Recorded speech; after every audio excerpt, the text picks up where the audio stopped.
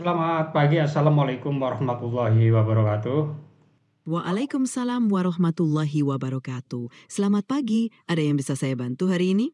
Ya, ChatGPT. Hari ini umat Islam telah menjalankan ibadah puasa yang ke-25. Kira-kira ide apa yang patut kita diskusikan pada syiar Ramadan pada hari ini?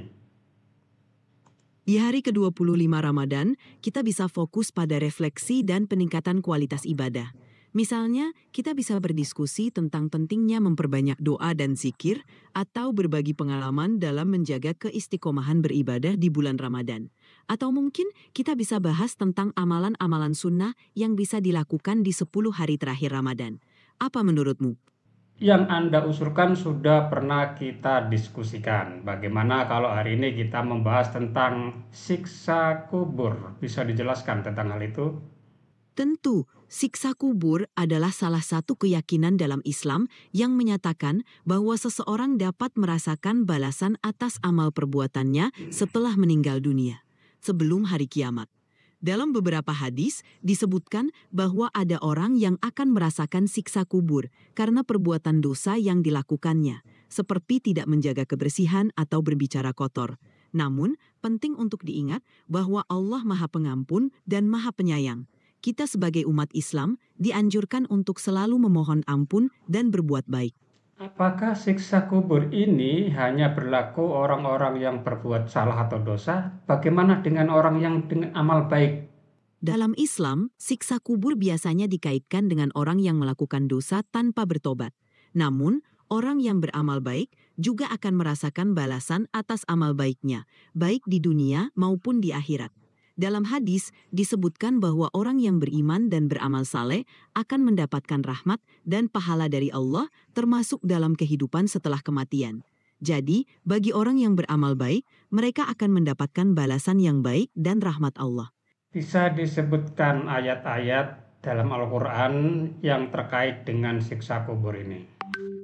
Dalam Al-Quran, siksa kubur secara eksplisit tidak disebutkan. Namun, konsep azab setelah kematian dan pada hari kiamat disebutkan dalam beberapa ayat yang menunjukkan bahwa setiap orang akan dimintai pertanggungjawaban atas amal perbuatannya. Contohnya adalah dalam surah Al-Mulk ayat 6-7. Dan bagi orang-orang yang kafir itu azab neraka jahanam dan itulah seburuk-buruk tempat kembali. Apabila mereka dilemparkan ke dalamnya, mereka mendengar suara neraka yang menggelegar. Al-Mulk 6-7. Ayat-ayat ini menunjukkan bahwa setiap individu akan mengalami balasan atas perbuatannya dan ini termasuk dalam konteks siksa kubur. Kita diajarkan untuk selalu berbuat baik dan bertobat agar mendapatkan rahmat dan perlindungan Allah. Dalam Islam, ada keyakinan bahwa setelah seseorang meninggal, malaikat akan datang untuk menanyakan beberapa pertanyaan kepada orang yang telah dikuburkan, seperti pertanyaan tentang keimanan dan amal perbuatan. Proses ini dikenal sebagai fitnah kubur. Dalam hadis, disebutkan bahwa ada pertanyaan yang diajukan kepada orang yang telah meninggal mengenai keyakinan mereka terhadap Allah, Nabi Muhammad, dan agama Islam. Pertanyaan-pertanyaan yang Anda jelaskan tadi kira-kira apa dan jawabannya apa? Dalam ajaran Islam, setelah seseorang meninggal, mereka akan menghadapi pertanyaan di dalam kubur oleh dua malaikat, Mungkar dan Nakir. Pertanyaan yang diajukan biasanya terkait dengan keyakinan dan amal perbuatan orang tersebut. 3 pertanyaan utama yang diajukan adalah: 1. Siapakah Tuhanmu? Jawaban yang diharapkan adalah Allah sebagai pengakuan terhadap keesaan Allah. 2. Siapakah nabimu? Jawaban yang diharapkan adalah Muhammad sebagai pengakuan terhadap Nabi Muhammad sebagai utusan Allah. 3. Apa agamamu? Jawaban yang diharapkan adalah Islam sebagai pengakuan terhadap agama yang benar. Jika seseorang dapat menjawab pertanyaan-pertanyaan ini dengan benar, maka mereka akan mendapatkan kedamaian di alam kubur. Namun, jika mereka tidak dapat menjawab dengan benar, maka mereka akan menghadapi kesulitan. Penting untuk diingat bahwa ini adalah bagian dari ajaran Islam yang mendorong umatnya untuk senantiasa memperkuat keimanan dan berbuat baik. Adakah hadis yang menguatkan tentang hal yang Anda ceritakan barusan? Ya, ada beberapa hadis yang menguatkan tentang pertanyaan di kubur. Salah satu hadis yang terkenal adalah hadis yang diriwayatkan oleh Al-Bukhari dan Muslim dari Abu Hurairah radhiyallahu anhu, di mana Nabi Muhammad Shallallahu alaihi wasallam bersabda, "Apabila seorang hamba telah dikuburkan dan para pengiringnya telah kembali, dua malaikat akan datang kepadanya dan akan menanyakan kepadanya, 'Siapakah Tuhanmu? Siapakah nabimu? Dan apa agamamu?' Adapun orang yang beriman, maka akan menjawab, 'Tuhanku adalah Allah, nabiku adalah Muhammad, dan agamaku adalah Islam.'" Hadis ini menunjukkan keyakinan bahwa pertanyaan akan diajukan kepada orang yang telah meninggal, dan jawaban yang benar adalah tanda keimanan seseorang. Ini adalah pengingat bagi umat Islam untuk selalu memperkuat keimanan dan ketakwaan dalam kehidupan sehari-hari. Dalam siksa kubur ini berlangsung berapa lama? Apakah sampai hari kiamat atau sampai manusia dibangkitkan kembali atau bagaimana, bisa Anda jelaskan? Dalam ajaran Islam, siksa kubur adalah bagian dari kehidupan setelah kematian yang berlangsung hingga hari kebangkitan. Siksa kubur ini merupakan ujian dan balasan atas amal perbuatan seseorang selama di dunia. Masa siksa kubur ini tidak ditentukan secara pasti dalam Al-Quran atau hadis, namun umumnya diyakini bahwa siksa kubur akan berlangsung sampai hari kiamat, ketika semua manusia dibangkitkan kembali untuk diadili di hadapan Allah. Pada hari kiamat, semua amal perbuatan akan diperhitungkan dan setiap individu akan menerima balasan yang adil.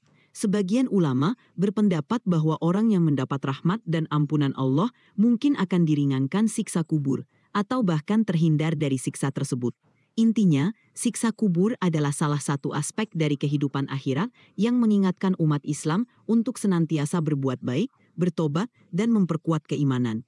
Amalan-amalan apa yang Anda sarankan agar manusia terhindar dari siksa kubur, terutama di bulan Ramadan ini?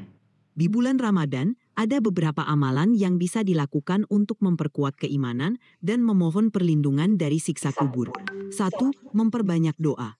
Salah satu doa yang diajarkan dalam Islam adalah doa perlindungan dari siksa kubur. Contohnya, Allahumma inni a'udzubika min adzabil qabri, ya Allah, aku berlindung kepadamu dari siksa kubur. 2. Perbanyak membaca Al-Quran. Membaca Al-Quran, terutama surat-surat yang mengandung doa dan perlindungan, seperti surat Al-Mulk, yang dikatakan dapat memberikan perlindungan dari siksa kubur.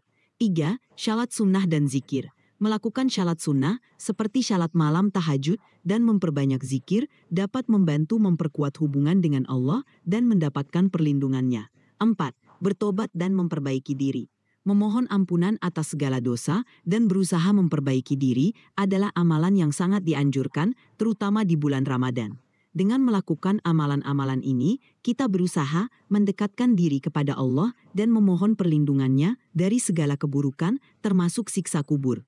Baik, ChatGPT, terima kasih atas jawaban-jawaban Anda, atas diskusi kita pada hari ini, dan pemirsa jangan lupa tetap stay tune di channel Rumah Belajar Katil dalam acara Syiar Ramadan Ngaji Bareng AI bersama Smart Learning and Character Center SLCC PGRI Kalimantan Timur. Sampai jumpa pada episode berikutnya. Wassalamualaikum warahmatullahi wabarakatuh. Waalaikumsalam warahmatullahi wabarakatuh.